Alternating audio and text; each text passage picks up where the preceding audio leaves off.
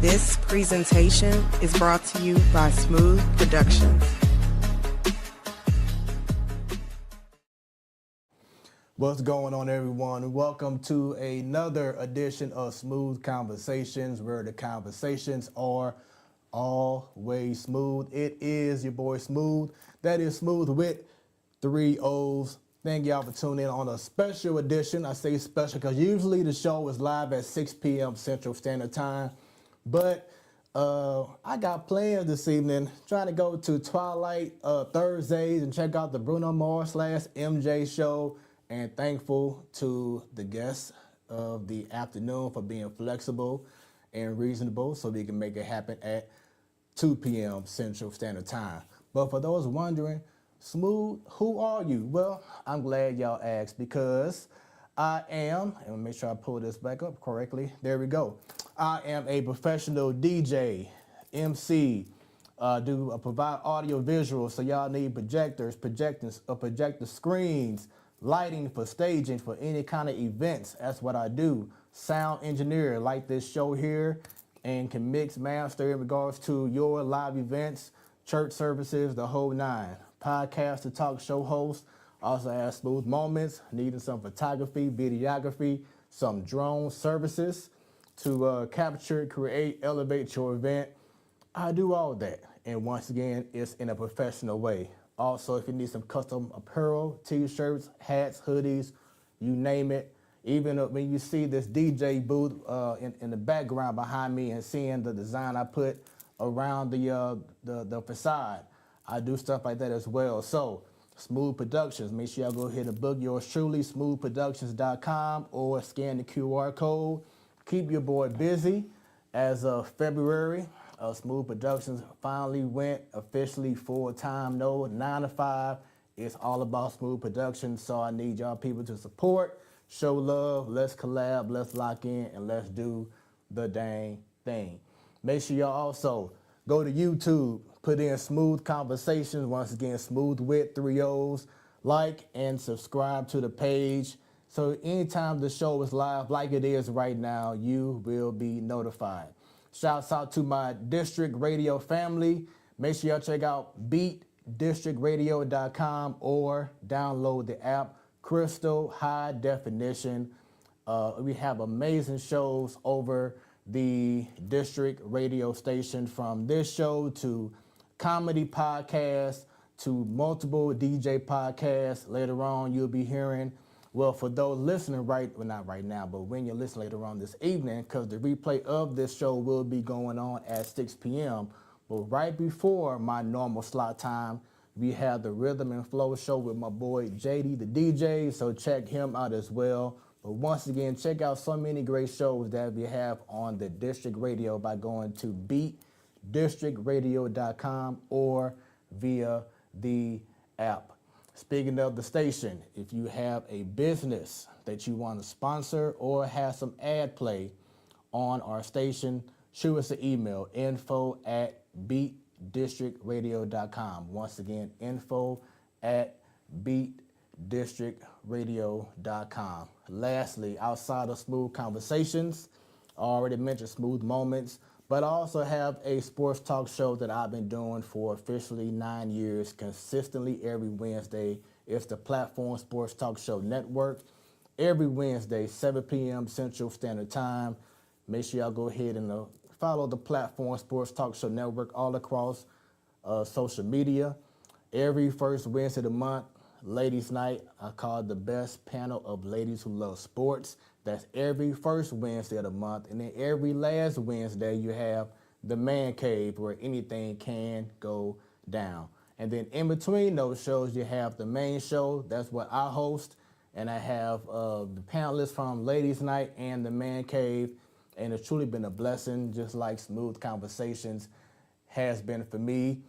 This show has been going on strong. This podcast / talk show, it'll be 2 years coming up next month. My very first guest was the amazing, talented Guy Torrey. We was right here in the TSC, the Saunders Experience, rapping, talking, and everything. really just find out about that person. That's what this show is all about. So if y'all haven't checked out Smoooth Conversations, I'm gonna explain once again. This is all about getting stories told. We see people doing amazing things on TV or on social media, out in the streets, doing just promoting positivity or doing positive things, whether it's locally, whether it's around the globe. But we never really get their story behind the reason why they do what they do.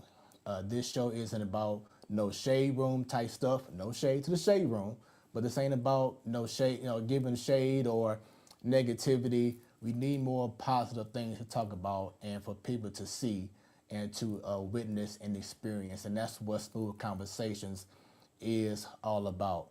We want to get these stories out here. And this lady here is someone that I've known since, I want to say before 2010, around that time frame. That's how long we've known each other. We've crossed paths every now and then over the last couple of years, but she was gracious enough to accept my DM request, like, hey, I want to get you on Smoooth Conversations and just rap. But if y'all don't know, she is a top realtor. She not just a realtor, y'all. She's a top realtor in the Loop with Coldwell Banker-Gundaker.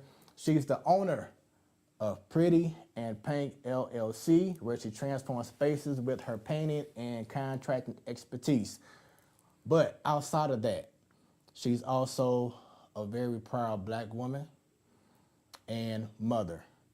And we're going to discuss all that and some with someone, like I said, I haven't seen in quite some time. I look forward to catching up with her, the one, the only, Aaliyah Sahar. Is that correct? Sahar. Sahar. I almost had it. But welcome to Smoooth Conversations. Thank you. Gotta go ahead and shake your hand again. Thank you. Like I say, it's been a minute, but you are here, and how have you been? I've been doing very well, very well. Like you said, between PrettyNPaint and Pretty and Realty, powered by CBG. There you go. I've been doing pretty good. That's what's up, man. And I love it. Just seeing so many people that I've crossed paths with over years. You know what I'm saying? Some could be 5, some could be 10, some could be 20 years, and be able to see what they're doing on social media, doing positive things. And so when I saw that you've been just elevating yourself, and I'm like, man, look at what she's done from the time that, you and I crossed paths, in which I'll tell everyone in a moment exactly how we crossed paths. But just seeing what you're doing right now, I just want to start off the show just by saying congratulations. Thank you so much. I appreciate You know what I'm saying? you. On your success. I know for you being a Black woman, not just a woman, but a Black woman in the field that you're in, that I'm sure that there's been a lot of challenges. And we got time to talk about it. But I just want to, plenty of stories. yeah, you know what I'm saying? So I just want to put that out there that, you and so many others deserve to have that recognition for the hard work that you have put in to make a name, make a brand, because you're a brand. Branded Pretty. You know what I'm saying? So congratulations on everything, and thanks for being part of Smoooth Conversations. Thank you for having me. Yes. So let's get to the nitty gritty, man. So you and I, if you can recall, if you want to share My your memory is terrible, okay, so you're going to have to let me know. My wife is saying the same thing. I can't remember something from yesterday. Shouts out to your wife, you love you. But we crossed paths because I was I still call myself in the band, but the Immortal Soul era. That's initially how everything started off way back in the early 2000s. That's that. So you look, you like, I forgot all about that era. When I called myself being a singer, Yes. I'm a dancer. So, I tried to cross over into that, yeah. So that was how we crossed paths. And I'm not sure how Monteith, shouts out to you, Tease. I think he told me that he saw you the other day. I saw him. We were in Walmart, and I hadn't seen Monteith in years, and I was just like, hey. Yeah. Yeah, it was nice seeing him. I gave him I sent him the flyer for today's show, so eventually, he'll tune in and check it out, whatever, And of course, for those watching late, if it's not live, this show is archived, so it will be on YouTube forever. Forever, ever, forever, Forever, ever. ever. You know what I'm saying? For the whole world to see. But yeah, so that's how it pretty much started off. Was you was singing, and which brings me to this, because I do my digging. I'm really big on doing my research, and because I'm also very big, especially with this show, about what's the word nostalgia. Okay. You know what I'm saying? Because the time frame that we crossed paths, like that era, was just truly amazing. Yeah. You know what I'm saying? Whether it was live music, whether it was, hip hop, like the Cash Money, No Limit, I you know what I'm feel saying? like Lil Jon era. I feel like we grew up sincerely in the best era. If you're Yes. an 80s baby, like myself, I think, shout out to Michael Jackson. Yeah, I gotta go see Michael. Yes. That was, oh, I love that movie. It had me in tears, and we wanted to stand up and have our little concert at the same Yeah. time. But anywho, yeah, I would say 80s baby into the 90s. Yes. There was nothing like that time period. Yeah. I don't think we'll ever get that back, truthfully. So, like I said, so going back to the digging, I just love to be able to like find certain things that come across my eye and be like, man, I have to ask her about this moment, that moment, how you felt during this time frame. Okay. So once again, we met when I was part of the Immortal Soul era, drummer. I was the MC. And then we brought you over for them doing some vocals. But I was telling my wife that if I can recall, it wasn't like a long tenure thing. You know what I'm saying? I don't think it was probably more than a year Right. that you was part of the band. But I know you came to the rehearsals. Yes. I believe maybe it was a rehearsal we had. I think it was the one off South Grand. What's that called? Oh my God. Oh, You I know what I'm talking exactly about? what you're talking about. What's that street called? It's like in the Tiffany neighborhood. Yeah. But there was like a recording studio or something back there. Right. Oh, yeah. Utopia. I remember that. Utopias. Yeah. And I think at the time, you didn't stay too far from that area. Yeah, I actually stayed right around the corner. Yeah. So I know we had like a gig or something, and it was like, I think the only time that I gave you a ride because you needed a ride back to your house. So I'm like, cool, I got you the whole nine. And then that's when you start talking about not eating pork and And I don't. not eating pork and all this stuff. But what I want to start off with, because I want to make sure I say it right, you said it's Sahar. Sahar. Sahar, okay. Sahar. So you have Aaliyah Sahar, Terry, but talk about this version of yourself when you see this woman here. Ooh. Oh, yeah, those were my modeling days. Yeah, I did that. And I believe the name was Rampage. Rampage. So talk about Rampage. Ooh, why is you bringing me back to that era? Okay, so Rampage was an alter ego of mine. A lot of people tend to meet me and they think I'm so intimidating. And I'm like the sweetest person in the world. If you get a chance to get in my circle. Because I think my personality is a little bit standoffish. I'm not as open to let people in. But once I do, you're in my world forever, you know? But yeah, Rampage, that was a time where, truthfully, all of my bottled up anger and childhood trauma literally came out full force. And I took it out on anybody and everybody. I didn't care who you was. But I gave it a little spin. It was not in a sense of negativity. It was more so in a sense of I stood up to the bullies, you know, kind of thing. But yeah, those are some fun days. Yeah. I was like, okay, check her out doing some big things. Yeah, I did modeling and I did a couple of videos. I think I remember doing Dope Boy Fresh. Oh, Jenna. Yeah, well, with Jenna. Back in the day, Jenna, but now it's Fresh Cocaine. Correct? Right, yeah. right, exactly. Yeah. That was one of my favorite songs of his, the dope boy fresh. Yeah. Hey, okay. Yeah. And then talk about this picture here. Got to go ahead and bring this up. Oh my God, you full of surprises. Oh, yeah. That was when I had the body in.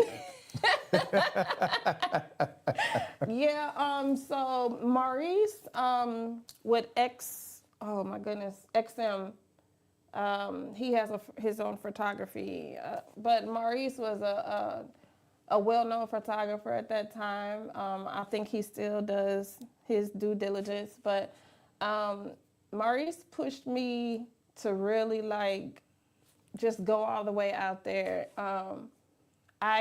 At this time, I think, truthfully, I might have been hitting my 30s. Might have been hitting my 30s almost. But I did a lot of modeling in my 20s and going into my 30s. And yeah, those are some good times. So what led to, I know you said in regards to the Rampage and your name, but in regards to the modeling, what made you say, you know what, I want to go ahead and try this out? So, as you know now, I do have an umbrella company called Branded Pretty, which my contracting and my real estate, and soon I'll be bringing out my clothing line. All of that is under one umbrella, Branded Pretty, but it goes back a little bit further than that. So I started as a taper and painter in the union. Oh, okay. And during that time, as a African-American, very young-minded black woman, I was competing with all the guys around me in order to keep working, keep jobs, and actually being supported was one of the hardest things that I went through because I was a female. Number one, it's a male-dominated industry. And I'm still out here 20 years later, blessedly, with my own company. Yeah. But being in the union, it was actually a little bit difficult. Just coming to work on time every day, being able to work in the environment of all of these men. And I will never forget, I'm not going to say the company's name or who they were, but I was brought to the side. And the owner of the company looked down at me and he said, you know, Aaliyah, I know you have a pretty face and you got that type of body, but you need to keep my guys working. I felt, you know, a little discredited because at the end of the day, I didn't feel the way that I look should even be associated with my skill. And that was kind of the moment that I broke out and decided that I wanted to work for myself. That's it.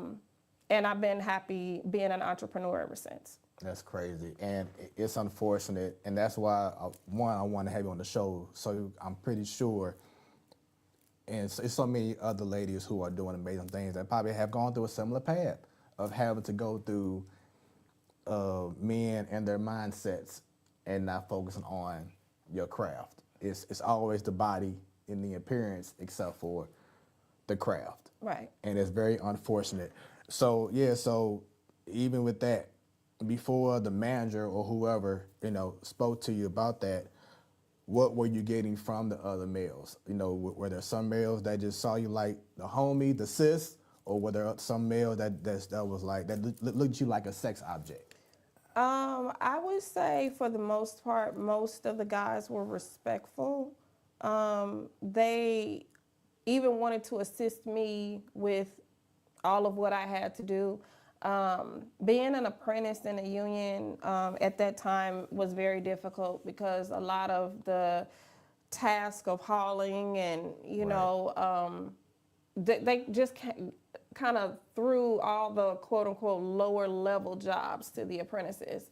And so some of the guys would help me. If I'm carrying 5-gallon buckets of mud, you know, they'd be like, hey, Lee, you want me to help? But at this particular time, with that incident that I was just speaking on, I was cutting in and I was painting high. And it was a guy, I was on a scaffold, and he literally pushed the scaffold for me so that I can continue doing my job.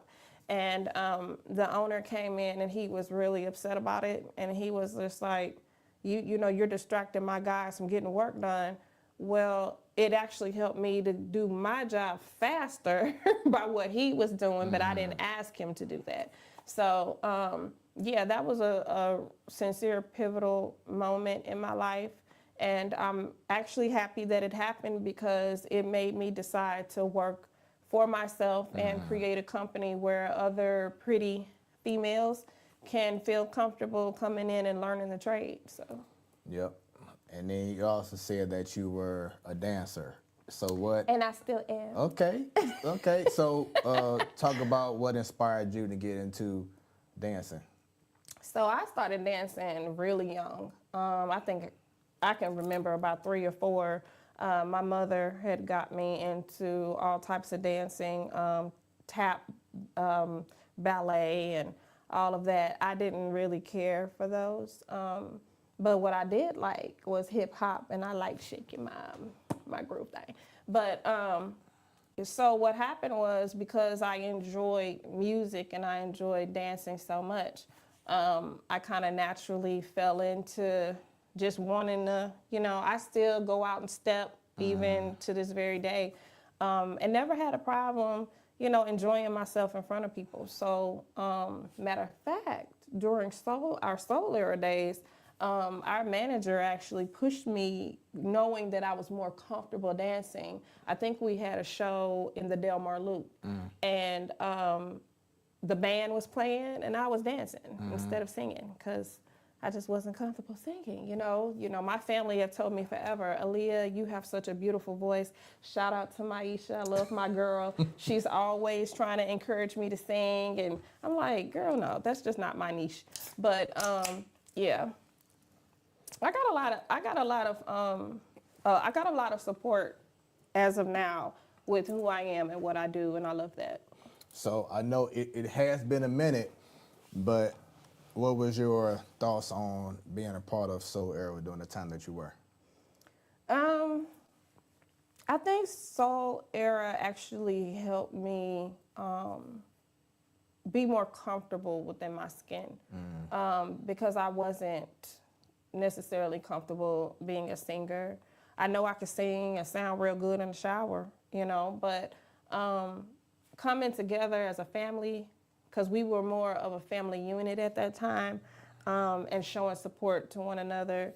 I noticed that some people were stronger in certain areas, right, and not as strong in others, but even our personal situations kind of fell into the group as well, and we did a lot of supporting each other. And still to this very day, like seeing Monteith out, we had a certain type of respect, and it just stayed there. Yeah. It just stayed there. No, I mean, you're absolutely correct. It was definitely a family-oriented thing. I mean, for those who don't know, Soul Era started off with 3 people, myself, Cordial, and Monteith. And we eventually grew out to have like 13, 14 people. We had a whole women's band group. We had it all. You talking about like Slide and Family Stone type stuff. I mean, it was just going crazy.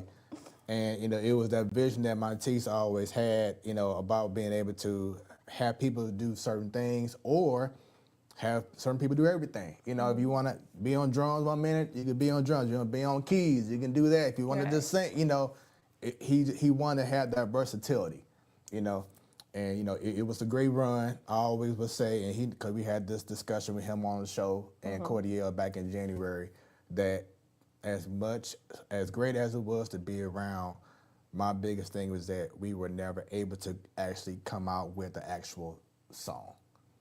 Even though we had songs, people know Sonic Beauty. You know what I'm saying? You hear it. I was the lead singer on that one. You know what I'm saying? But it's like, it's something that should have been out. You know what I'm saying? On the radio. It should be online. It should have been out there for the world to experience it. And 25 years later, it still hasn't been out there. And I feel like everyone who's been a part of that journey, and Teese will say it too, has been robbed of that experience of being able to see how much Sonic Beauty and other songs that we have came up with and could have came up with even more would have done. Right. But we've also had Kelvin Saxman Evans, and we all know what he's doing out here in the world now. Saxman, he out here, any kind of show that's big, he's probably out there doing this thing. So, and myself at Smoooth Productions, and I don't know if you recall Mario, he Pro Lyric. He's in California. He's doing amazing things. I'll show you a photo after after the show. Remember, Fred, I told you my memory bad. Right. So, but like I said, just seeing people get into the element and grow. You know what I'm saying? So it's been a beautiful thing. But you also have another name, Falani Black. Yes. Who is that woman? Harper, who is this woman? Well, Falani Black, that's my other more mature alter ego. So what happened was she developed when my page got hacked on Facebook some years ago. And Falani actually means in charge, which is kind of how my personality has always been my whole entire life. My mother would tell you. But I kind of threw the name together, and it was just like, I didn't want everybody in St. Louis to know me as Aaliyah, because I feel like Aaliyah was very personable. And it's people literally to stop me at the gas station, be like, "Hi, Falani," and I speak and say hello, But that personality is more mature, more peaceful. I'm all about my business. Everybody who's ever known me know that I handle my business all the way, 100%.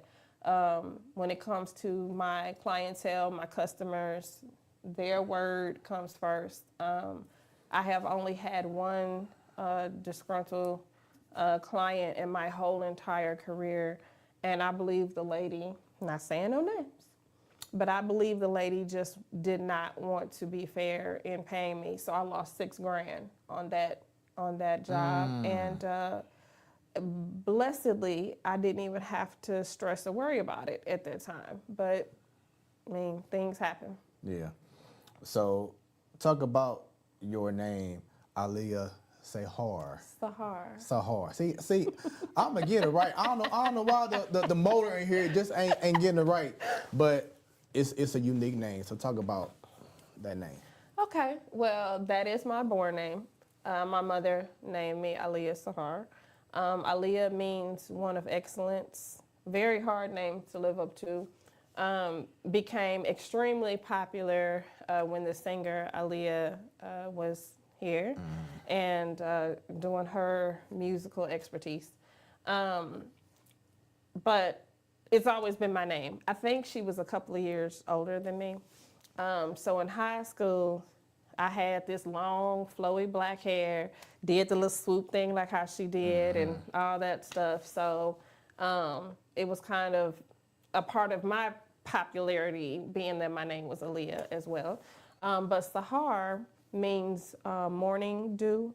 I was born in the morning, and so my mother decided she wanted to name me Sahar. All of my children have S names, and that is because it's a spinoff off my middle name, Sahar. Nice.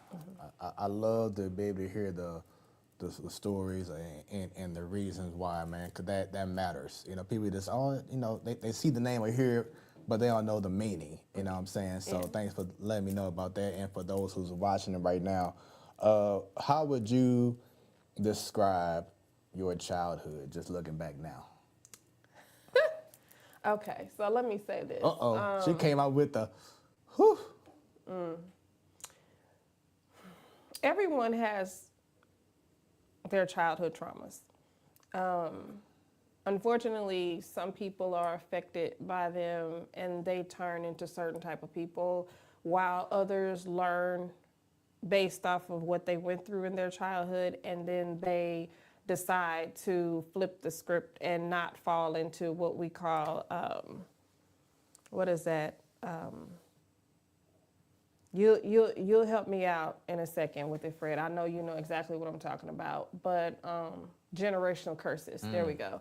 And so, what happened with my childhood? Unfortunately, I grew up in an abusive household. My parents were divorced when I was born, so my parents were married and conceived me, and then they decided to get a divorce.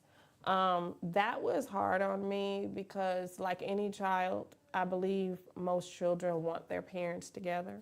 And that is something that, it's a touchy subject for me, truthfully. But growing up under the abuse situation, it caused me to be pretty angry as a teenager and a young adult. And it also allowed me to be very boisterous as well. So I'm more so of a person that if I have a problem or an issue, I'd rather come to you. I'm not going to go to the next person. I'm not going to ask someone down the street to try to mediate. I'm going to come to you and try to get an understanding. I've been confrontational my whole entire life, no matter who the person is or what the situation was. But because I was turbulent in my thoughts, I guess, it just shaped me to be a certain type of person. And now I choose peace above anything and everything. I have absolutely no situations in my life that is drama filled. Everybody around me is about peace and love. And I choose to also put that into my children. Several of my children, they all have somewhat of my personality in them. But for the most part, everything about my world is about business, about peace, and trying to always reach that next level. I'm never capped. I'm never at a plateau. Which goes back to your reasoning for the name Rampage. Yes, Rampage definitely allowed me to get out a lot of my inner anger that I was dealing with for a really, really long time. And like I said, I still tried to put a positive spin on Rampage, but she was definitely that girl. Not one to mess with. And I mean, and I'm very big on being direct too. You know what I'm saying? It doesn't make sense to try to beat around the bush or try to ask this third party. And I mean, I'm someone that I haven't had a lot of confrontations in my life. You know, that just has not been my personality. You know, shout out to my mom, raised me amazing. Thank you very much. But I've never really been one to be like a confrontational guy. I can probably count on maybe 2 fingers of a confrontation, you know, that happened. But I've always been about peace. And that's where I got the name Smooth from. So many people was like, you know, man, you just so smooth with this and, you know, so cool with this, whatever. So I always want, it's not just a name, it's a lifestyle. You know what I'm saying? That's how I present myself. You know what I'm saying? I want it to be a smooth way of how we can, what's the word I'm trying to think of, we can diffuse this situation, you know, or whatever it is. So I respect that. So with that being said, because I know that so many things can easily trigger you, especially if you see abuse on social media or on the news. And I mean, God knows how many stories that we've been seeing, especially with these men and how they're treating these women nowadays. I think I just saw a story the other day where a man like 30-something years old killed his wife or girlfriend or whatever, and then his children the other day. Like, you just seeing that more and more. So, well, I'm gonna pause you for 2 seconds. Yeah. When you actually get to a point in life where you understand who you are as a person and you can clearly see what your path has been and what has somewhat jolted you to go into a certain direction, especially into the negative. I'm a prayerful person. I believe in God first and foremost. And secondly, dealing with that trauma, no one should ever look down on a person because they have went through things in their life. But if you do not get those traumas out, or if you're harboring anger, or if you are just holding it all in, that typically is what could cause what I call volcanoes. Explode, People who just build up, and then those triggers that you were speaking on, next thing you know, they're erupting. We have had so much crime in St. Louis. We have had some just off the wall situations, and like the one that you just spoke of, and on an everyday basis, we have domestic violence happening. People are not paying attention to their childhood trauma. They're not addressing the issues or the situations.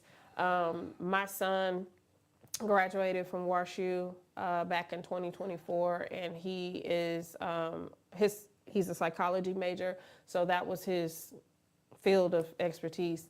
And I'm so thankful that he decided to go into that, because I've always been the type of person that was interested in the brain functioning and why people's personalities do what they do. But so what I've noticed, even with myself, on a personal note, I really truly had to address my childhood trauma to become the woman that I am today. Does your previous childhood trauma affect your relationship with men when you're dating? It did. It did. And what was something that the male had, when you were going, when it was affecting them, what were they seeing?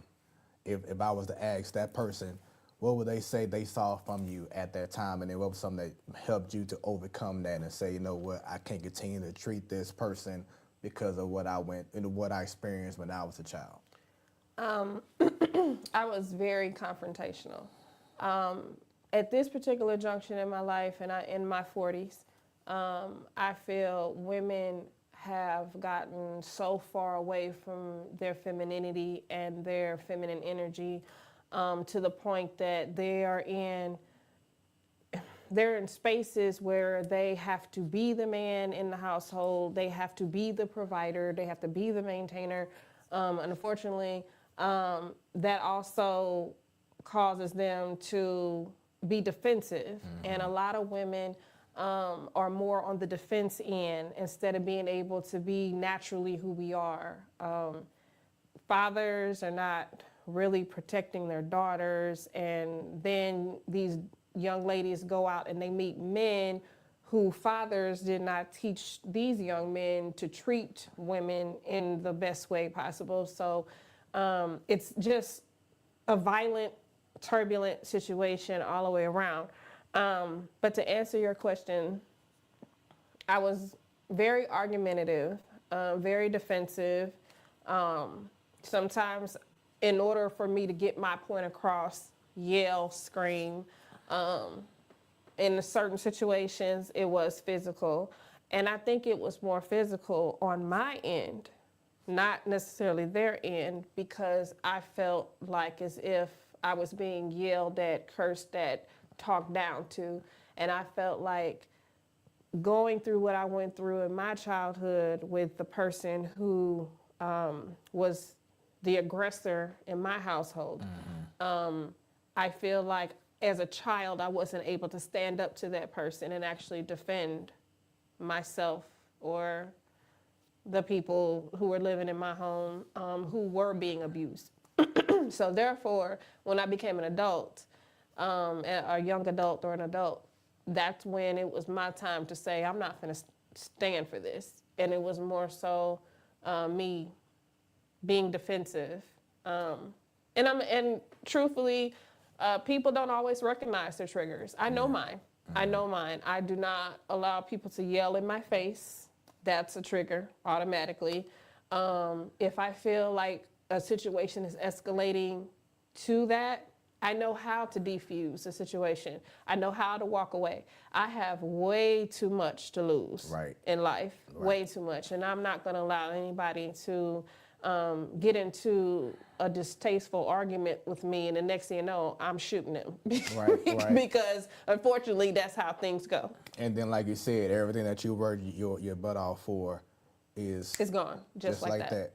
Yes. And that's something that a lot of people, especially if you're trying to get into a business, that you have to be mindful of how you act, whether it's on social media, in public. Yes. You know, before you hit send, yes, realize what you're posting, realize what you're saying, realize how you move. Yes. Because people see that.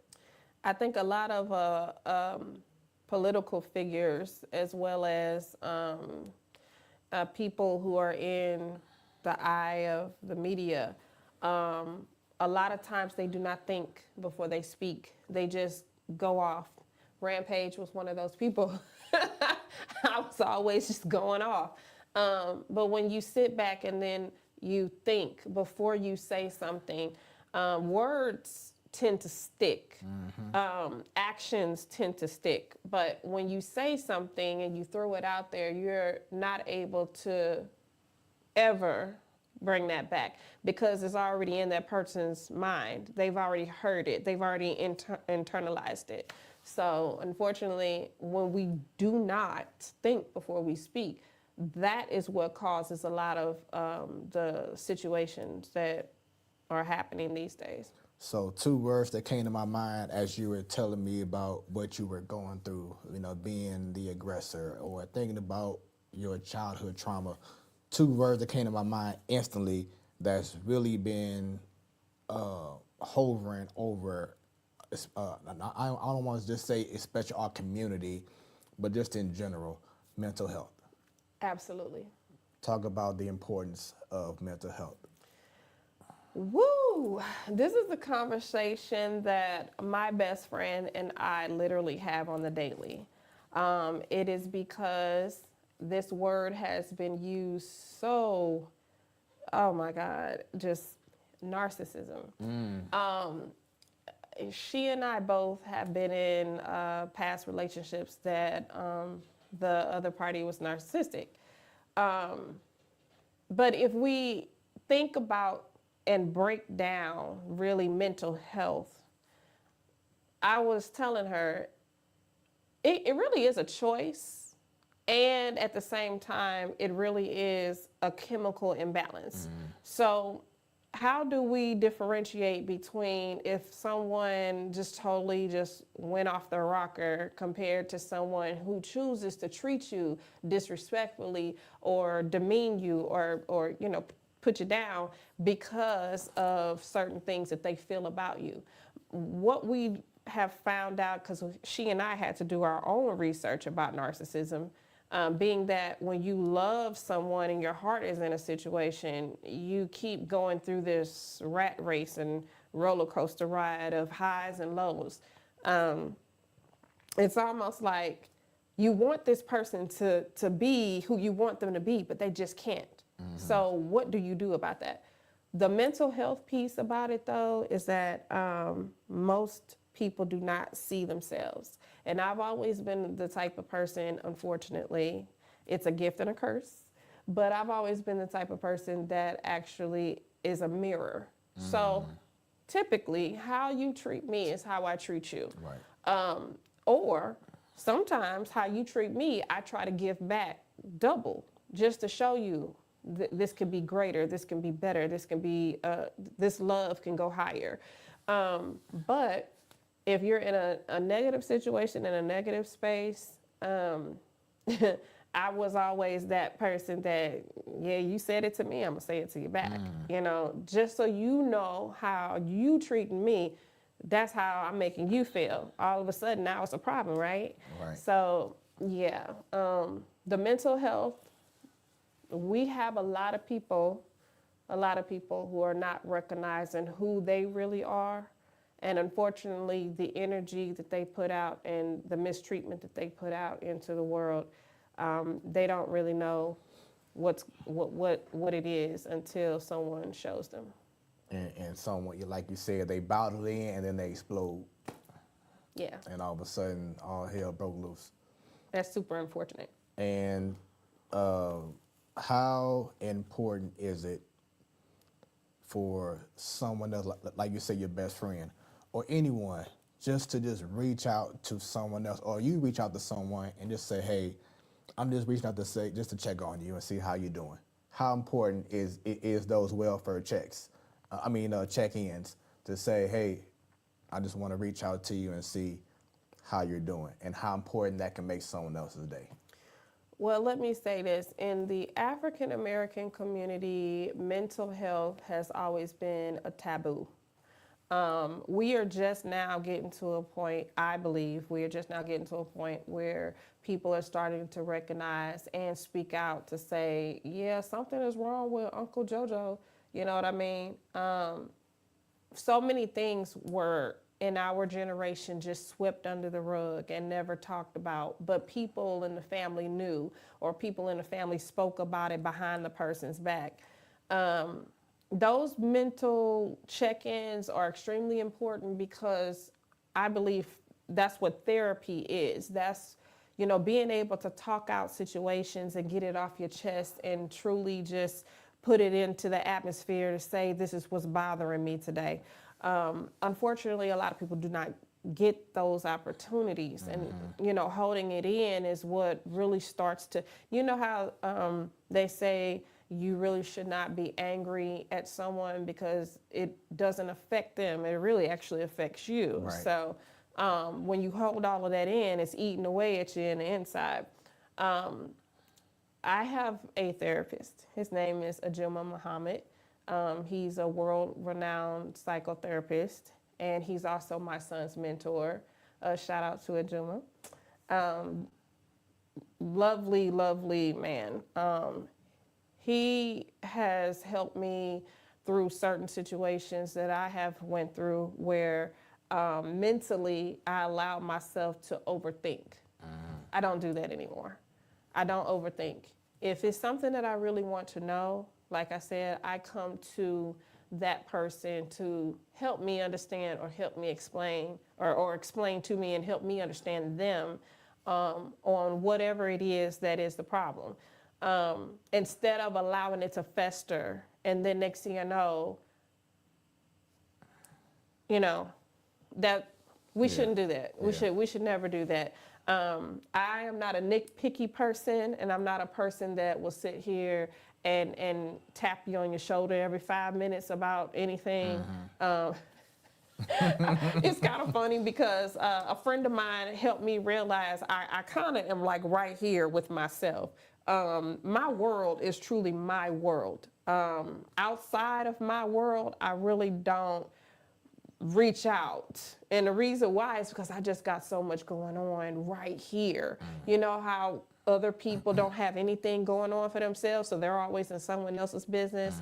I take care of my business flat out. I'm just like, what? Huh? Who is that? What you talking about? So my last question in regards to this stage, in regards to the mental health and your childhood trauma, was there a point that the childhood trauma did not make you want to be interested in marriage? And to this day, do you still see yourself wanting to be married? I very much so want to be married. Oh, look at the smile. Oh, gee. I think that's going to happen sooner than later. Hey, now. But no, I don't think it was ever a time where I truly just did not want to be married. I think I gave too many people chances that should not have had chances. But the way that I was brought up and how I was raised, I was still groomed to be in a marriage and be a good wife and know my position as a wife.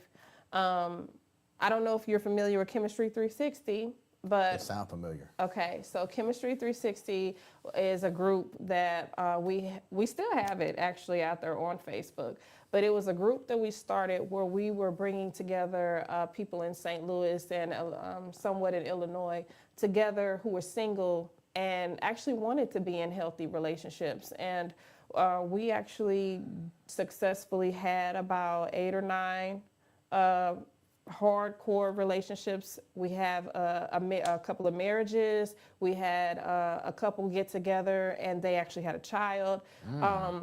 We created environments and different gatherings for people just to come, hang out, have a good time, rub elbows with each other, and just see if, you know, and everybody was single. And it was kind of like one of the first single groups on Facebook. And we really enjoyed ourselves. We made friendships that have lasted for years and years and years. But, excuse me, Chemistry 360 was all about, you know, bringing together people and also helping people understand what are the building blocks to be married. Right. So yeah. She had that smile. She just, No, I love it. Once again, this is Smooth Conversations, where the conversations are always smooth. It is your boy Smooth. That's Smooth with 3 O's. And right on the couch we have Aaliyah Sahar. There you go. Great conversation thus far. And we want to encourage you to share this stream. No matter if it's live or you're watching later on, share this. Allow this to reach as many people as possible. If you're tuned in right now live, leave comments. If you have a question for her, you have a funny story, whatever it is, this is your opportunity, and the comment will show on the screen. And it'll be, once again, shown all around the world. So you could be famous by leaving comments. So, of course, I will have to approve them before I show them. But, of course, we don't expect no negativity here. You know, we're just 2 positive people who are also business-minded, which I want to get to next. Going back to you doing painting, Yes. being a painter, should I say. What led to you wanting to be in the painting industry? So to make a really long story very, very short, I wanted to spend time with my father. My father, I'm a 2nd generation contractor. My father has been out here as long as I've been alive as a drywall finisher, and now he is a general contractor. I'm specialty, so PrettyNPaint specializes in drywall finishing, painting, and final cleaning. And I've been in business since 2010, have been going strong since 2016. And so 10 years in the game, just consistent, following through. I have a A+ rating on the BBB. It's truly all about my clients, period, point blank. I learned that listening to your clients and actually being able to bring together their creation and their dream of beautifying their home is something that I'm really good at. So I just stayed with what was God-given to me. I love it. So on the business tip, because this has been like my biggest pet peeve, especially with Black-owned businesses that we want to support. You know what I'm saying? We want to support, but I always say you also have to give us a reason why we need to support or should support. Yeah. But one of my biggest pet peeves has been the whole ghosting. You know, you tell me you're gonna be here at 2 o'clock and it's 2:30 and I gotta call you to see what's going on. It's the lack of pride that, oh yeah, I got a business, but you don't show the pride in making sure that it's at a professional level. Like you said, the importance of a client, knowing that you're meeting their needs. I was always taught when I was in the hotel industry way back, always treat every client like VIP. Right. You know what I'm saying? Especially, you know, every field that you're in, you know, and of course with my field in production and DJing, you know, I'm doing weddings, so when you get married, you know to holler at, you're gonna get. But anyway, but it's just very important to have that client feel that they are the most important person that you're dealing with. So that's been my biggest pet peeve is that my wife and I had a stretch of dealing with black businesses where we, getting certain things done here in the house and or trying to get some kind of service done, and it's always just been something. It's like no matter how talented you are, but it's like the way that you handle your business does not make me want to continue to do business with you. So for you, talk about the importance, especially being a black business, that it is to make sure that we uphold our standards and maintain that professionalism and treating that client like VIP. Okay. So I'm going to start with the very basics of what most people don't. They want to be seen as, oh, I have a business, but they don't educate themselves.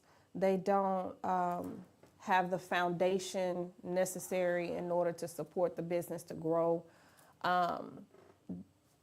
In order to establish yourself as a business, you have to know what it is that you're truly getting into.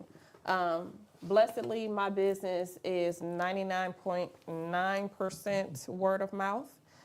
So it has been a client who's told another client, this is what she did. They came in, they did an excellent job, blah, da, da, da, da. I remember starting off and crying in my bathroom and asking God to actually assist and help me. My phone was extremely dry. Nobody knew about me as a business. They knew Aaliyah could tape and paint, but what is that? Pretty and paint. So first and foremost, any business that wants to have success needs to establish their foundation as a business. And I'm not going to go into the whole meat and potatoes of what that means, but for the most part, if you don't have a business license, if you don't carry insurance, if you're not working through social media or another platform to promote yourself, so many different facets. But if you don't have any of those things going on, please don't make it hard for other people who have really established themselves.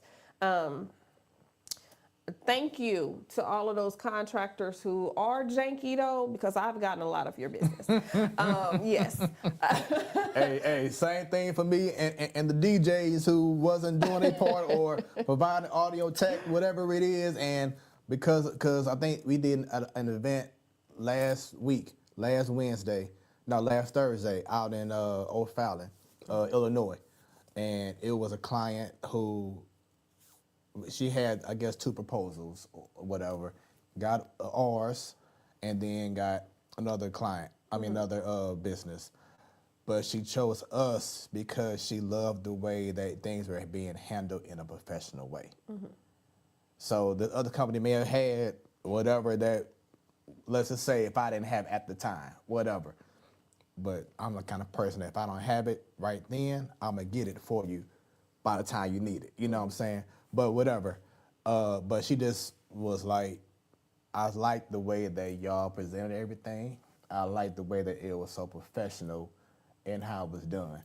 Then if I tell you I'm going to be there 2 hours prior to the event or 3, guess when you pull up to the event, guess who's already there? So that is time management. And I teach my children, first and foremost, time is everything. Yeah. If you value your client, then be on time. Yes. If you say you're going to be there at 2 and cannot make it at 2, give them a call, communicate. Communication is everything, and not just business, but also in relationships. Right. When you have 2 people that are able to communicate and kind of work around one another, then it makes things so much smoother with 3 O's. Okay? No, she didn't. I like it. But talk about this, because do you feel schools, because with you having kids and everything, and your son graduating college recently, right? 2024. Okay, yeah. So schools, and let me know if it's different, do they really teach about credit and about business, or do you have to wait till after high school to learn about it? Because, a lot of times you don't really know, like you said, about the structure of being a business. You don't know about getting a business account. You don't know about getting a LLC. You don't know about what an EIN is until you're already like years in the game where you could have made even more money or had more opportunities, but because this isn't put out there in the get-go, you don't know about until you're like, oh man, I could have been had this. Right. So talk about, from your experience, are schools teaching that more, or do you have to, because of your experience, you're just putting that game out to your friends, your family, or whomever? Well, truthfully, I can only speak on my experience in school. So I remember being in high school and they were teaching us home ec and maybe driving skills or something. Elementary and high school is supposed to prepare you for real life, but they're still learning certain subjects that don't have anything to do with. Still to this very day, still to this very day, I don't even think I have used chemistry, maybe in not that way. But anyway, I haven't really used, okay? So, she used Chemistry 360. I have creations, but not in that way. But geometry and chemistry and all these other certain subjects, I think that high school do have, and is good to learn. But when it comes to real life scenarios and situations, I don't think children are being groomed to prepare themselves for real life. They're being prepared to go work for someone else. Right. But not in a way of understanding business in a sense to work for themselves. I've been teaching my children the time management piece. Being on time for what you need to do for the rest of the day, setting appointments, scheduling certain things to make your life flow easier. My mother taught us to get our clothes out the night before if we have an engagement to go to the next day. That way you're not rushing and scrambling, trying to, all this stuff. So those skill sets I don't know, but I don't think are being taught in regular school education. But our children in our community are definitely not being set up for success with entrepreneurship. I think they have STEM programs or other programs that might have been created in order to assist and help with learning that, but no. So you said that your business, it started in 2010? Yes. But then it started really getting to that next level in 2016. In 16, so that 6-year difference. So what was it from 10 to 16 that everything just changed? It was not necessarily, it wasn't bad or slow in between 2010 and 2016. It just wasn't self-sustaining. I had to do a lot of legwork and groundwork and hit the pavement running for people to know PrettyNPaint. PrettyNPaint now, I can go in certain offices that I've never stepped into, and literally the lawyer told me, yeah, I needed you to come paint my house. And I'm sitting here looking like, I'm in Wildwood. Like, how do you know? Oh yeah, I saw PrettyNPaint and it was on Yelp, and and I'm like, wow, that's actually awesome. We are going into the AI age, Man. and for anyone who wants to have a successful business, please do yourself a favor and learn what that is all about, because they are switching things up Yes. totally now Yes. to where I'm gonna say this: we're so lazy. People in technology is so lazy. When you think of all of the things that has been created in order to quote unquote make our life more efficient and run smoothly, it is causing us to be lazy. You know, every mechanic you can think of. I just remember growing up and you had to walk to go to the payphone. Right. Now everybody's walking down the street with a cell phone. Right. You know, it's just everything is just kind of dumbing down the sense of you using your brain. Yep. And AI, I believe, is another one of those tactics to where you don't have to. Do you know anybody's telephone number outside of your wife? I mean, really, if you sit back and think about it, Right. if you had to call your best friend or your cousin, could you do it? Let's say some way, somehow you were stranded and you didn't have a phone. Right. I mean, I'm sorry. You didn't have your phone. Exactly. And so you With gotta- all your contacts exactly. in it. So you got to find a random pay phone. Could you call your best friend or whoever else without having to say, "Oh, let me give to my"? No. No. How many people can do that? And like you Yeah. said, the technology, and I mean, there's so many people, and I'll admit, Chat GPT, Claude, they are amazing for certain things, but it shouldn't be the Bible. That's the whole thing. Just like social media shouldn't be the gospel. That's a whole nother word and show right there. So it just a matter of how it's being used, but don't allow that, like you were saying, to make you be lazy where now you don't even want to spell the word mountain. You just want to go right on. You know what I'm saying?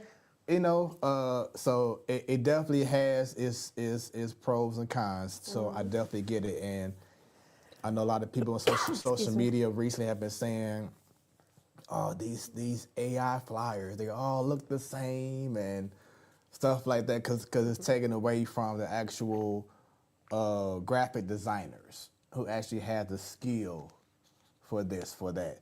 God forbid if they come up with some kind of robot or whatever that's starting to paint. Like, you know what I'm saying? How Excuse me, that it can can happen. possibly affect It can happen. what you're If doing. I'm not mistaken, they have McDonald's now where there are no Actual workers. Yeah, it's automated.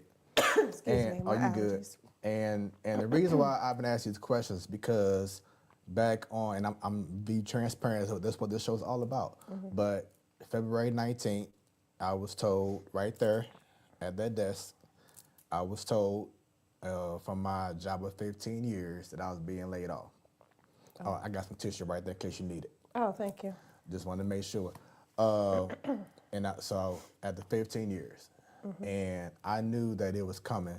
One is because I did pray for the opportunity to have Smoooth Productions to be officially full-time with all the services that I showed y'all earlier. If y'all didn't see it, I'll go ahead and pull it up again. But I wanted it to be full-time so I can I always wanted to say, we always give 110% to a 9 to 5, but don't want to give more to what we love to do in our passion.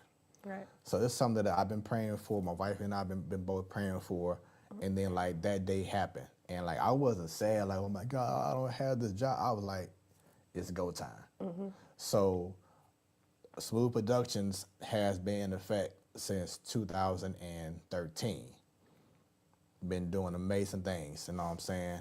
Many blessings, meeting great people, whether it's been with my DJing or with my sports talk shows and other stuff that I've been doing, meeting people. But I didn't know about so many other things about handling business, like getting a business account, like tax write-offs. Right. Stuff that's not really put out there unless you're told by someone else who finally got the intel.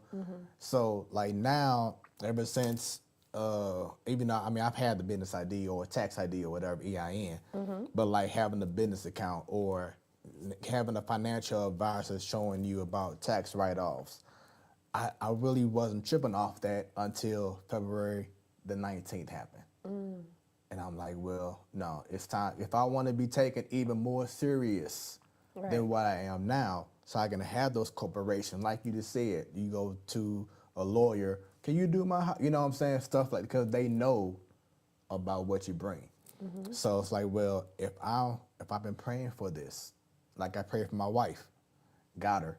So now I ain't gonna just be like slack off and don't show her love or appreciation. No, if I pray for my wife, I'm going to show, not show off in a negative way, but I'm gonna be showing her the love that she deserves. So it's like, well, do that to my own company. My mama always taught me to pray for what it is that you want, and also that prayer isn't just for you, but it's truly for God, and to have that connection with your higher power. But she said, pray in detail. Yes. She said, pray in detail. Very big on that. Very big on that. Because believe it or not, you could pray for something and God will give you exactly what it is that you prayed for. And you'd be like, but it ain't got this and it ain't got that.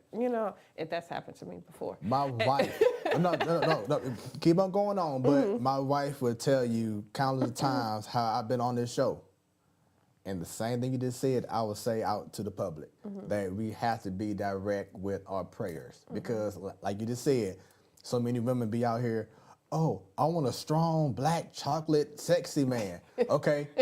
Then they get it, and then they mad because he treating her the same way he treating 10 other women.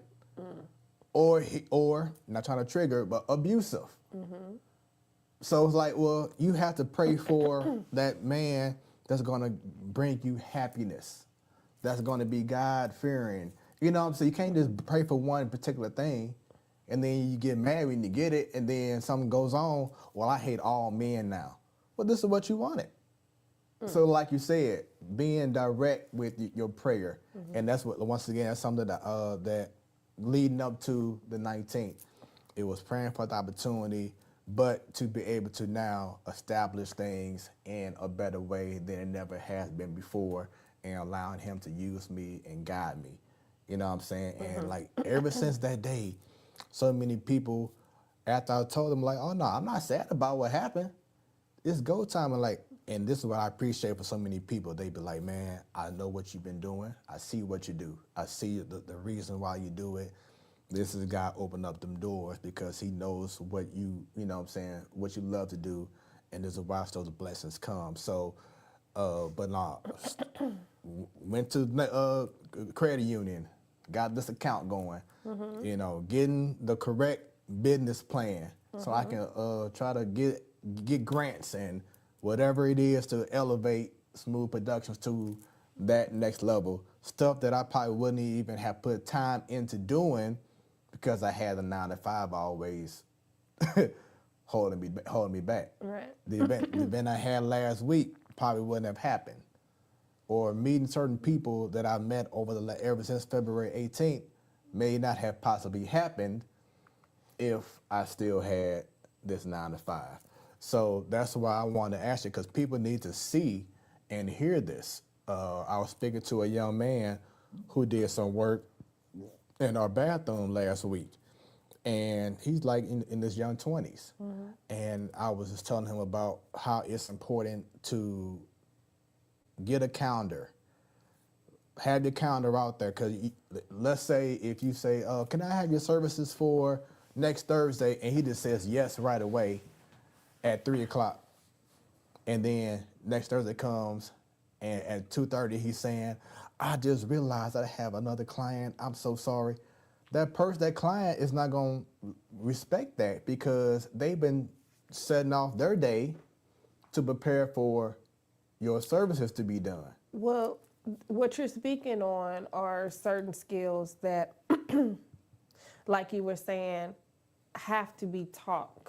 When you're going into business, most people are just excited to say, yes, I can do this for you, or they have the skill and they want to be able to do this for you. organizing Yes. and being able to schedule Yes. is huge when it comes to having success in business, because that is what is needed in order for you to continue to, because you're scheduling in people, and then you're able to say, my father taught me never give a person a certain amount, because in their mind, that's what they're going to stick to. You walk in and you're like, oh, this is going to be about $12,000. Well, then you go home and you figure up everything. You put together your estimation, and you end up realizing that it came out to be $17,000. Well, then you got to go and submit your bid, and then they're like, but you said it was going to be, how you come to this amount? You'll never speak before you know. So therefore, you say, I'm going to email you. I can put together a bid for you. I email you. And then if that number is comfortable for you, you can get back with me. Yeah. Yeah. No, I love it. I love that mindset. And that's what I was telling him, is you don't want to just go ahead and say, yes, I'll do it. And then you got to call them that same day and be like, oh, or whatever. I said, dude, no, you got to go ahead and get your phone or whatever, get your calendar, check your calendar. You know, you ain't got to do everything that day, but just like you said, let me get back with you, because I do have some dates that's, you know, whatever going on, boom. But I also was telling him about getting the EIN, telling him about getting the account, you know what I'm saying? And he was like, I've been hearing about that. I've been seeing, you know, a lot of other contractors like myself, you know, talking about it. I said, no, don't hold yourself back anymore. Go ahead and start now while you're young. Right. You know what I'm saying? And build that up. Because the more you do that's going to keep that business mentality going. Because you don't want to be known as, oh, well, he's great at what he do, but he's a pain in the ass to deal with. You know what I'm saying? We have to start teaching, you know, those at a younger stage, so that they're not holding back. So, and you can do it as early as 5. You know, you don't have to wait to become a branded business. You don't have to wait. You know, for the longest of time, we always was taught about the lemonade stand. Well, that is actually starting a young mind to be an entrepreneur. They're taking in clients, they're bringing in dollars, they're providing a service. Instead of us being a consumer and always having to shell out our dollars, why not teach our children how to be a provider and actually bring in money to provide a service? See, that puts you on a whole nother level when you step into those shoes, compared to, I'm finna go buy the next Jordans that come out. It's like, I have a few pair of Jordans that I've done painted in, you know, and I mean, are they worth anything now? No, you know? So it's just like, I just try to, for the most part, teach my children and children around me, my goddaughters, and, you know, just a different way of thinking very, very, very early, so that they understand that it is a whole nother part of life out here, instead of always having to give away what you work so hard to earn. So was it your dad who taught you about handling business, or were you talking about someone else? So I attended Flow Valley. Okay. And got my certification in construction management technology. Business was taught to me by my father, but I've also had other mentors. I've also reached out to people that I know are doing extremely well in the business world. JP, CEO, she was someone very instrumental in making sure that my business grew to the next level. Working with JP, I became a 6-figure earner. And I'm so sorry, my allergies are acting up. But, oh, hey, that's her. I love JP. She also helps and assists other business owners to understand exactly what we have been speaking of. So you're really good at that. Looking like, yeah, but yeah, JP was very instrumental in assisting me, and she was so kind to take her time to do so. Yeah, because I think that's another way of how we cross paths, because I know that JP, she had her own music group or had some bands or artists at the time. So we were doing stuff with her and her crew and stuff. So that's how I known her since, 2000-ish time frame.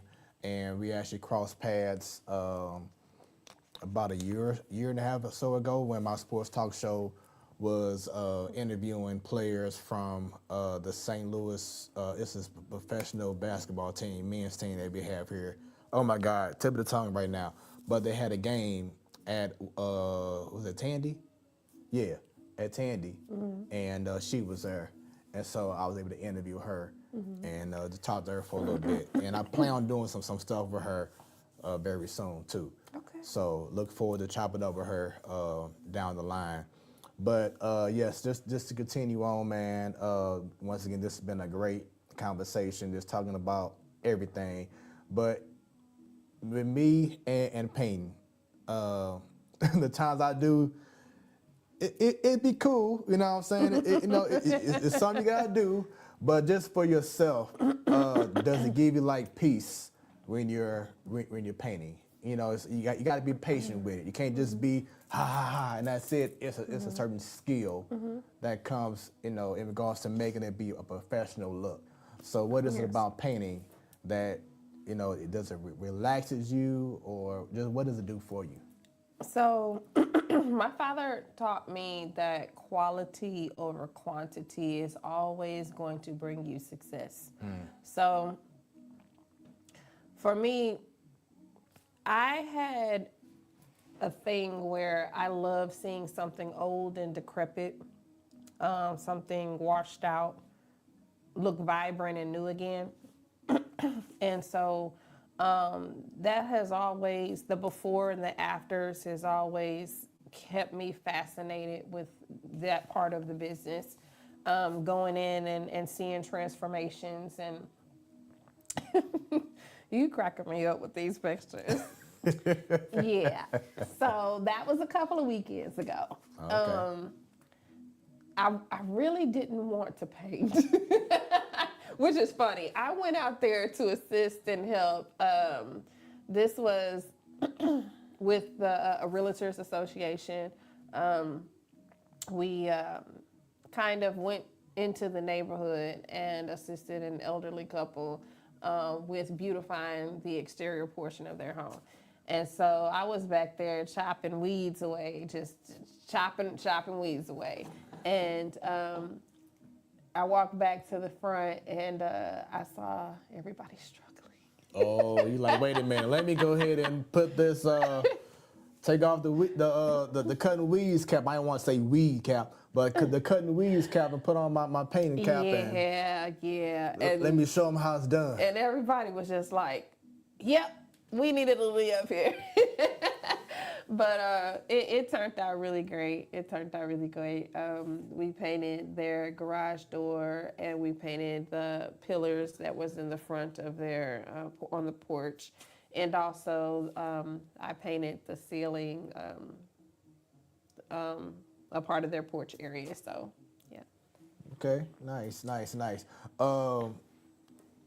Talk about success, and I'm sorry if y'all do hear some music, you may or may not hear it, but my neighbor is getting some siding done, and so you may be hearing some party music going on in the background, so if you hear it, I apologize. But what was I gonna say? Oh, St. Louis. A Sexy Red recently said something, and usually I normally don't use her as an example for anything, no shade, but she said something about because now she lives somewhere else, and that she wouldn't move back to St. Louis because of where she stayed and how St. Louis is. There's always been this mentality since God knows how long about this whole crabs in a barrel mentality with you as a business and a brand. You had some success. You have had currently success in St. Louis. Not many people will probably say that like you can.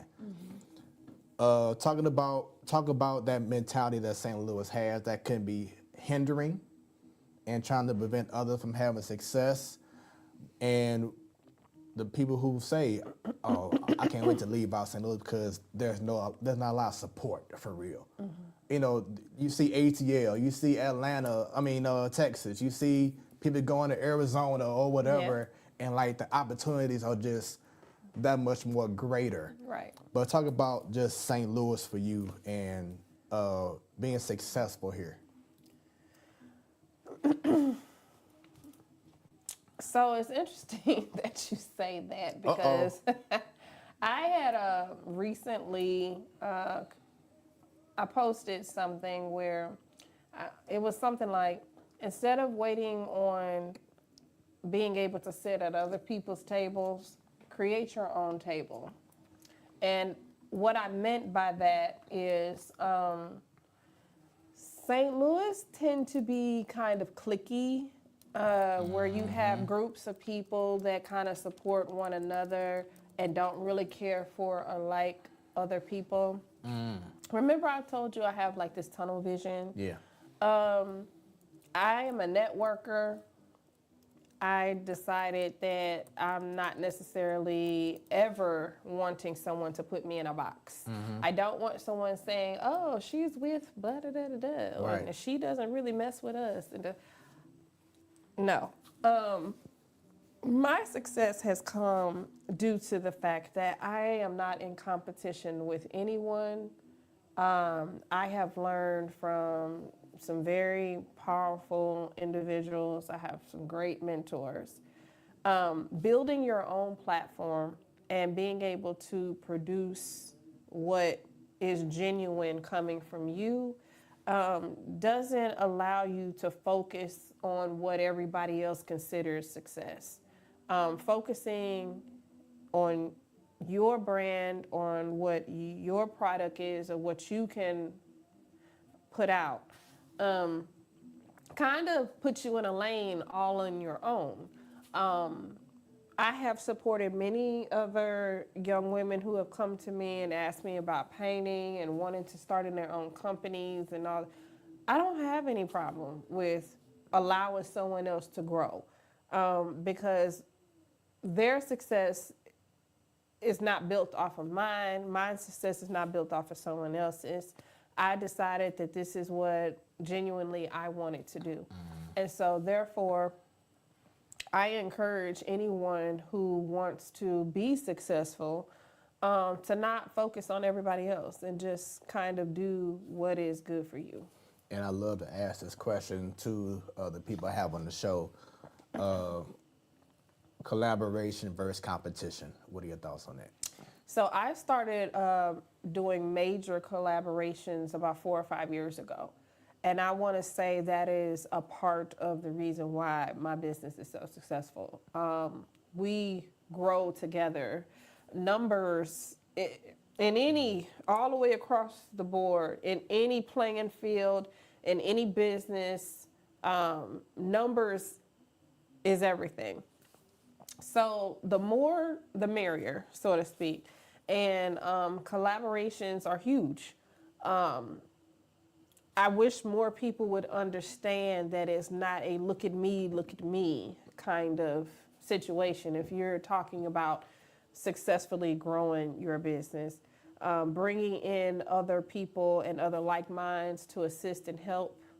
I've always put out there, when you think about running a ship, you have this massive ship.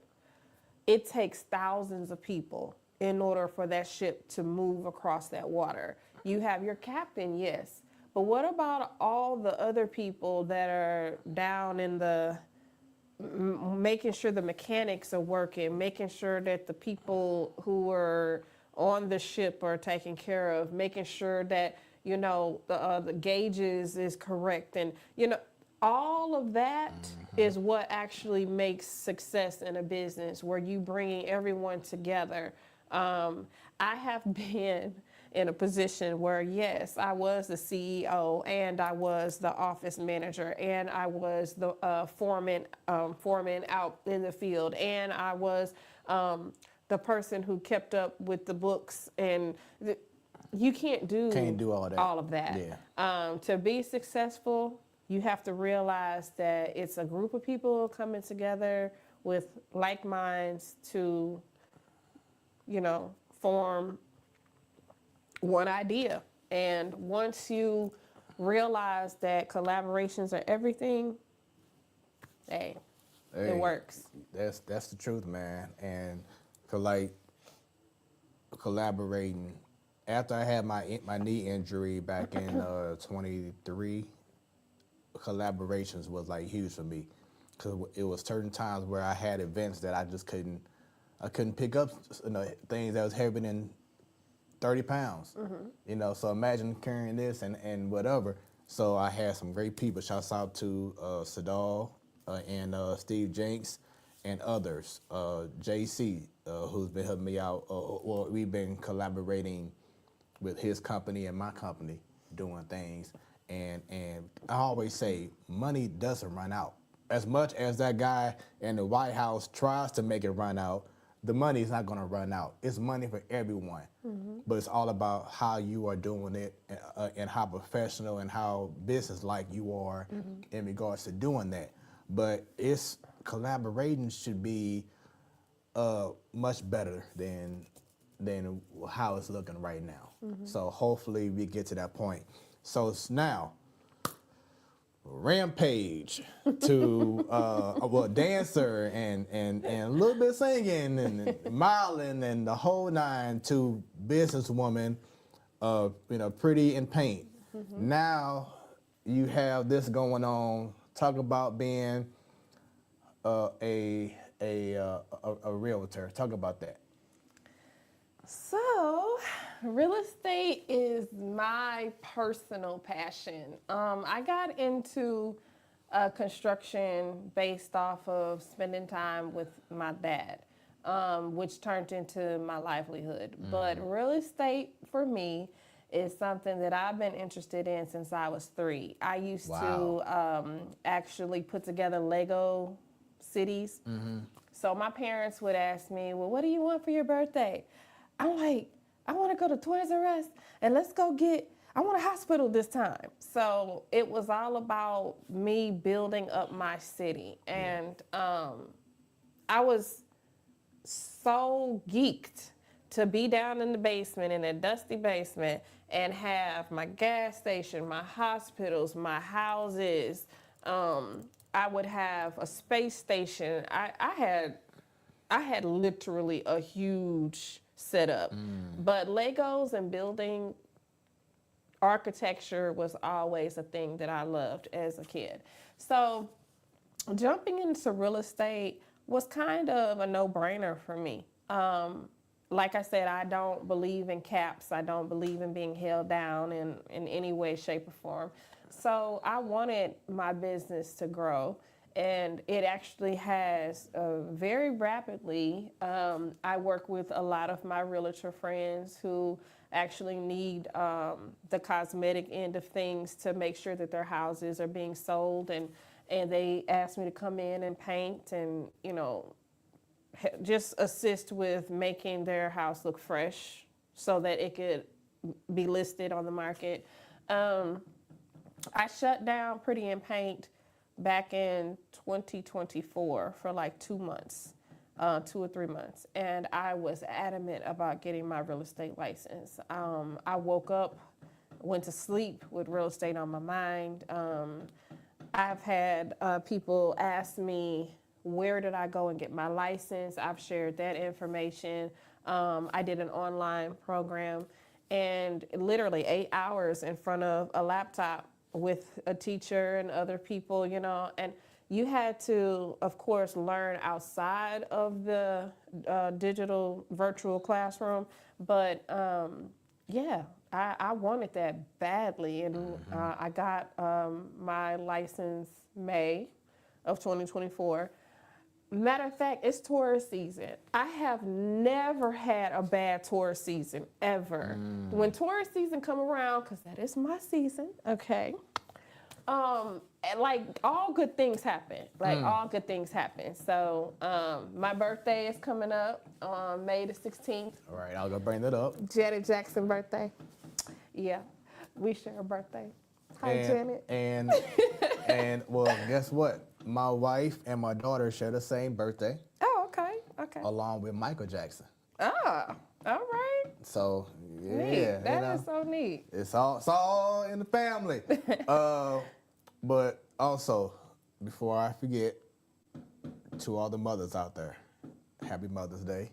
Oh, thank you. I know every day is Mother's Day, but of course, celebrating it big time this weekend. So to all the mothers out there, happy Mother's Day, and want to make sure I get that out there as well. But for those who want, well, I'll say that for later on. So once again, from the Realtor, I do have some more photos as we are winding down. So we talked about JP already, Jackie Phillips. We talk about this woman right here. Oh, that's my realtor sis. She just became a realtor too. If I am not mistaken, I think she's with Hoosman. So this lady I've known for a very, very, very long time. She's married to a really good friend of mine. Yeah, we've been rocking 20 years. I think it's been 20 years. But yeah, she recently got her realtor license too, and she's a beautiful singer. I mean, I can't say anymore. When it comes to success with people that I care for, I push them all the way out there. Yeah. All the way out there. And so for those listening or will be listening later on this evening on The District, Kalonda K, guess who is the owner of Beat District Radio? Is she? I did not know that. Her and Joe, her husband, and Tashana Parker. Okay. They the ones who birthed I did not know that. KBDR, Beat District Radio, now called The District. Nice. Ain't that something? That is so beautiful. Shout out to Kalonda. So yeah, quick story. Cause I saw her on social media, been seeing her doing her thing. Reached out to her a couple years ago, like, hey, I have Smoooth Conversations. I'd love to have you on. So she was right here on the couch, and after the show, we just connected. And just off the conversation, I knew the kind of person she was. And I'm like, that's the kind of people that I want to do stuff with. So she reached out to me like, hey, I'm starting up the station. Love to have your show. And then the more and more that she started learning about me, I'm learning about her. Now I'm part of the board. I'm like one of the go-tos. Like something go up, Smooth, can you come up to the station? Or Smooth, can we, I'm doing an event. Can you DJ or whatever it is? So that's sis right there. You know what I'm saying? That's fam. Awesome. And the intro song that you heard, guess who did the beat? Her husband, Joe. I'm looking like. her husband, Joe, did the intro beat. Oh. So, yeah, because I did a music video. I shot a music video for one of their artists. Her name is Taya L. She's from overseas, but has an amazing voice. And I was asked to produce her first music video. So nice. just go on YouTube, Taya L, TAYAELLE, and then put in "Don't Love You," and you'll see the music video produced by Smoooth Productions. And it was my first experience because Kalonda knew that I wanted to branch out into that. And I'm the kind of person that if I prayed for this, if I wanted it, why am I going to shy away and say, oh, no, I'm going to go ahead and do it and I'm learn a from it. very firm believer in prayer and manifestation. Yeah. Prayer and manifestation, absolutely. Yeah, so I'm big on that, and so yeah, we here, but yeah, Kalonda K, Joe, Tashara, they the ones who created Burt, the district. So Awesome. we just celebrated a year back in March, and you know, just doing big things here in the Lou and across the globe, man. We here to stay. You know what I'm saying? So shouts out to her. Let's talk about this photo here. Now, these two photos, of course, I don't have all the different stages, all the time that you were, but just talk about for you how special it is being a mother. Oh, wow. So the one on the right, I was pregnant with Savati, and the one on the left, I was pregnant with Suki. So these are my last two girls. My last two girls. Well, being a mother is a whole nother job. For any mother out there who know what it's like to go to work from a 9 to 5 and then go home and still have to cook dinner and still have to pay a bill and still have to comb hair and still have to do all these other things, help with homework. And, you know, being a mother is a job within itself. But it's a rewarding job because you're literally able to shape and create a human being in their spirit and in their mind. That still goes all the way back to childhood traumas. We are, as mothers, supposed to protect our children in every facet, mentally, spiritually, emotionally, physically, financially. And in order to do that, a lot of times you have to trust yourself, but trust God first, because we don't always know the right thing. I have been a very young mother, a middle-aged mother, and a mature mother. Yeah, okay, yeah. I'm saying mature for a reason. I had my first child when I was 19. I have a daughter. She is 17, who is now attending SLU. She graduated at 16 years old. I graduated at 16 years old, so I always thought that was kind of neat. Yeah. And then I have my two youngest daughters. So the journey of being a young mother to a mature mother, I have learned a lot with being able to mold my children. My son, that was my rider. That was my rider. I have a special bond with my son. You in these pictures is just killing me. Oh my goodness. That was my son's graduation from WashU.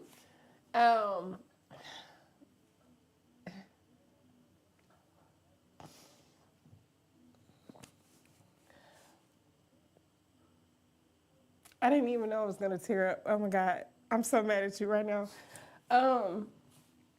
That right there was a huge accomplishment for us because my son is a first graduate of a college.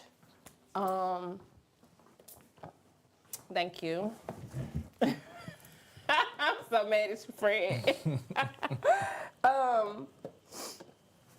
And that was a very special time. That was a very special time for my family. We were so proud of him. He went through so very much in order to get to this point of graduating. He lost a brother, which he considered a brother, to gun violence. He struggled mentally, trying to just keep things afloat. Our young black men, unfortunately, are dying so rapidly, being taken to jail so easily. And one thing that I did for my son, I prayed over him since he was 3. I asked God for his protection. I asked God to guide him, and he has not failed me. My son went through a lot, but that day, my whole family very much so rejoiced and supported him in receiving this accomplishment. And if you all don't know, WashU, that's pretty huge. That's nothing to sneeze at. Yeah. He actually got a full scholarship. He graduated from St. Louis University High School and went into WashU with a full scholarship. And I have to admit, that was not because of me. That was truly because of his brilliance and being able to sustain everything that he was going through. I love it. And congratulations. What's his name? Terrence Sadiq Cherry. So he's known as Sid out here. He's establishing his own platform with entertainment. But he always told us he wanted to be the Black Dr. Phil. I don't know if those are still in his future plans, but he is doing very well for himself. And who's the lady to the right of him?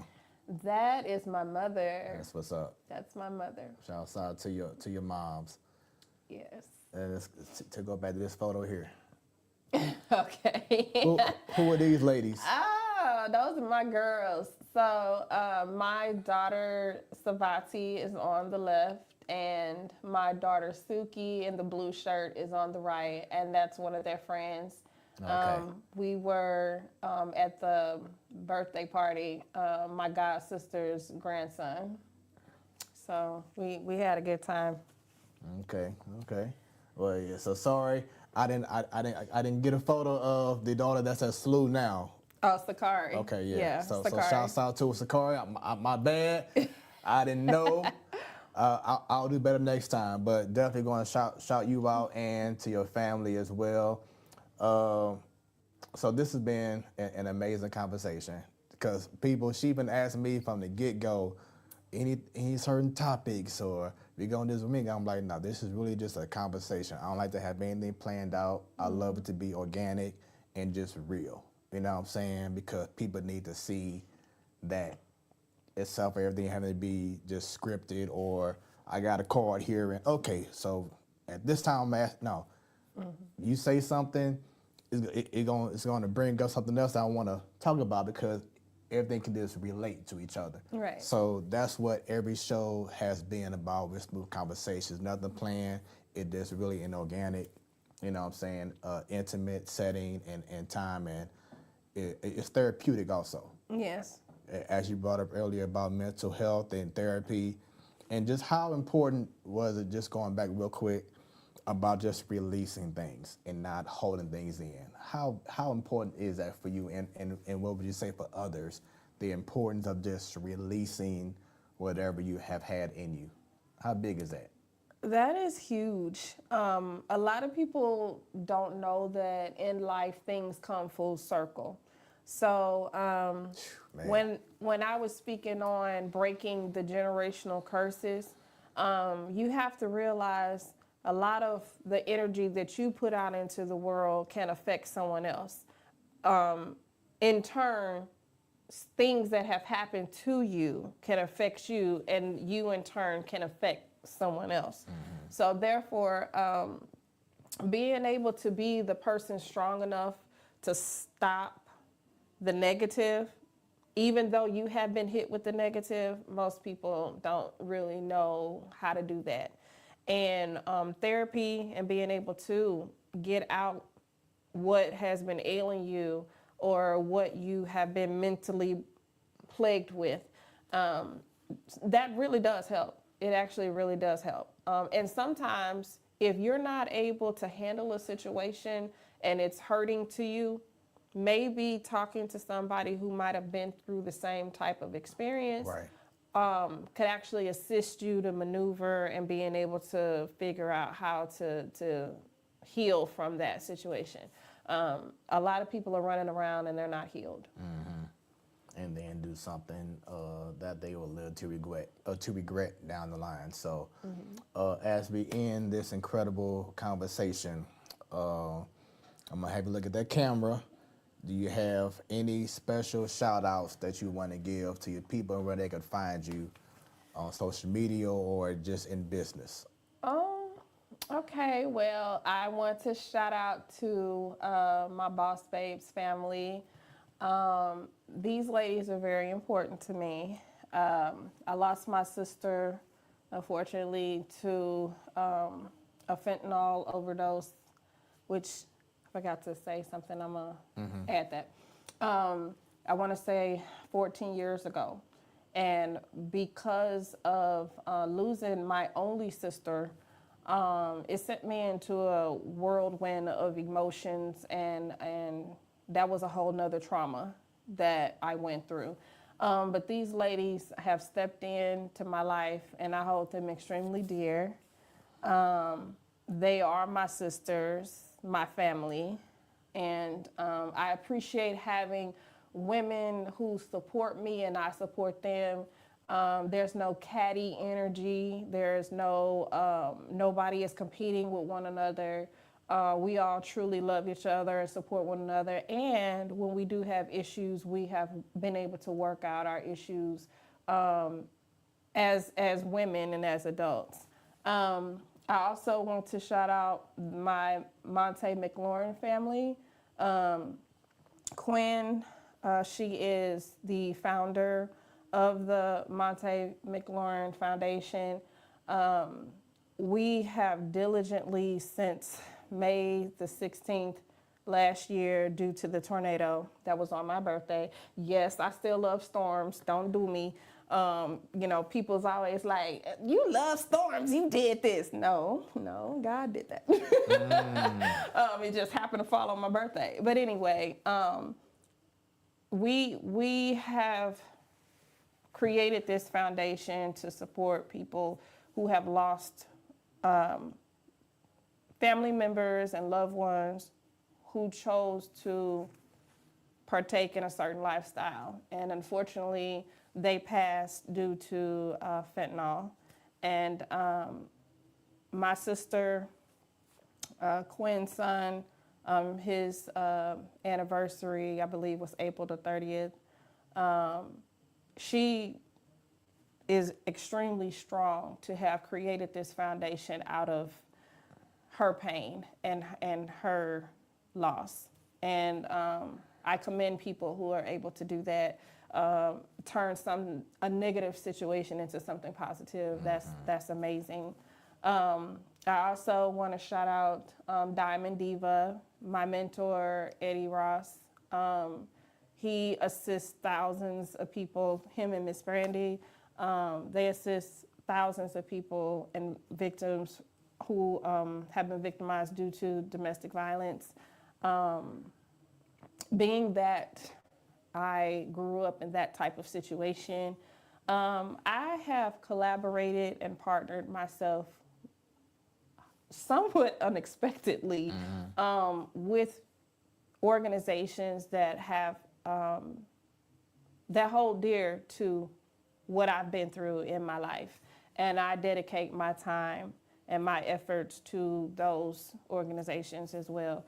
But yeah, if anybody truly is in need, and when I say in need, is going through a situation where mentally they are being plagued, sit down, pray, and definitely find someone that you do trust where you can unload, because being able to do that may prevent a very tragic situation one way or another. Yeah.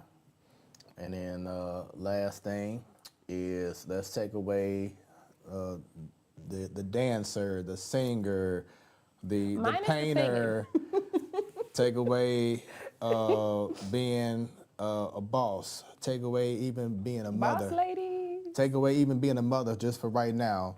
But who is Aaliyah Sahar. Who am I? I am God's creation. At the end of the day, I am very much so one of a kind. I walk my own path. I would not necessarily say I'm a trailblazer, but I definitely encourage, I don't encourage people to follow. I encourage people to create their own paths. So I don't need followers. I don't need people to follow me and to do what I do, because I think God has created me unique. But I do encourage other people to truly walk in their own path. And if you are a person who do want to have people follow you, then do ultimately what is best for not just yourself, but for those people as well. I love it. Well, thank you once again for being flexible, taking time out of your I know, busy right? Because we schedule. finna mama say, mama sa, mama kusa. You know that's not what he says, right? What do you say? What I said is not gonna stop.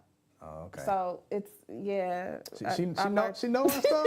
I love it. Look, I learned that a couple of years ago, and I was like, I thought he always said, "Mama say, mama sa, mama kusa." No, that's not what he said. So. There you go. So if y'all haven't checked out the movie, check that out. If you haven't been checking out Smoooth Conversations and enjoying amazing shows just like this one, make sure y'all go ahead and show love all across them socials, and definitely support Smoooth Productions as well, as you are going to be supporting PrettyNPaint and Pretty Realtor. And Realty. And all Branded all the Pretty. brands. Branded Pretty. Once again, we doing big things. SmoothProductions.com. Scan the QR code for those watching right now. And just stay tuned for so much more. Smoooth Conversations, where the conversations are always smooth.